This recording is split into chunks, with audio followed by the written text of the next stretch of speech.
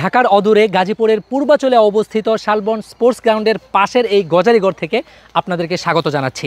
দর্শক, আপনাদেরকে জানিয়ে রাখি, আপনারা জানেন যে আল্লাহ সুবহানাহু ওয়া তাআলার অসংখ্য অগণিত সৃষ্টি রয়েছে।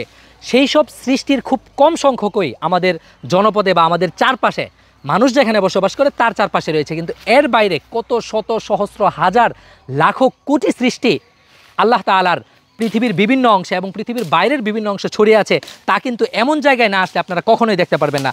আমি শুধু আমার চারপাশটা দেখাই, আমি কোন দিক দিয়ে এসেছি বা কোন দিকে যাব সেটা হয়তো দেখানোর সুযোগ হবে না। বাকি আমি এই যে জায়গাটিতে দাঁড়িয়ে আছি এর চারপাশটাই আমার যতটুকু চোখ যাচ্ছে বা আমরা গুগল ম্যাপে যা দেখছি পুরো বন মানে ছড়ানো আর ছিটানো। এই জায়গাতে আমরা যেমনইভাবে বড় ধরনের বিশাল বিশাল বৃক্ষ দেখছি, ঠিক একই সাথে লতাপাতা দেখছি, আমরা কাটা গাছ দেখছি, আমরা বিভিন্ন বন্য প্রাণী দেখছি, বিশেষ করে শিয়ালের গর্ত দেখেছি, শিয়াল দেখেছি, বিভিন্ন পশু পাখির আওয়াজ কিন্তু ইতিমধ্যে আমরা শুনতে পাচ্ছি। ভয়ানক একটা পরিস্থিতি কিন্তু এই জায়গাতে। এখানে যে অসংখ্য সৃষ্টি রয়েছে তার কোনো একটা সৃষ্টি হিসাবে কিন্তু আমি দুনিয়াতে আসতে পারতাম, কিন্তু আল্লাহ সুবহানাহু ওয়া তাআলা আমাকে সেভাবে না পাঠিয়ে এত লাখো অজস্র সৃষ্টির মধ্যে শ্রেষ্ঠ যে সৃষ্টি সেই মানুষ হিসাবে কিন্তু আমাকে পাঠিয়েছে। এবং আল্লাহ বলেছে, ওয়ালাকাদ কাররামনা বানি আদম, আমি বানি আদমকে শ্রেষ্ঠ হিসাবে বানিয়েছি।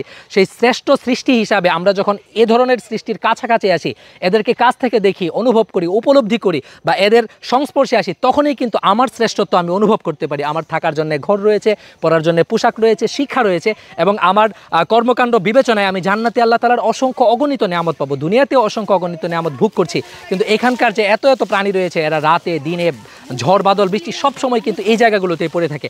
এ ধরনের সৃষ্টির কাছে আসুন, নিজে কতটা মহান সৃষ্টি আল্লাহ তাআলার সেটা অনুভব করতে শিখুন এবং একই সাথে আল্লাহর দেয়া অসংখ্য অগণিত নিয়ামত আমরা কিভাবে ভোগ করছি এবং সেগুলো ভোগ করার পর কিভাবে তার থেকে দূরে সরে যাচ্ছি, তার নিয়ামতের অবজ্ঞা করছি, তাকে ভুলে যাচ্ছি এবং তার এই সকল সৃষ্টি সবগুলোকেই যেখানে আল্লাহ তাআলা আমাদের জন্য বা আমাদের খাদেম হিসাবে রেখে দিয়েছেন, এত কিছুর পরেও আমরা কিভাবে তাকে ভুলে যাচ্ছি সেই অনুভূতিটা আপনার মধ্যে জাগ্রত হবে এমন জায়গায় আসলে।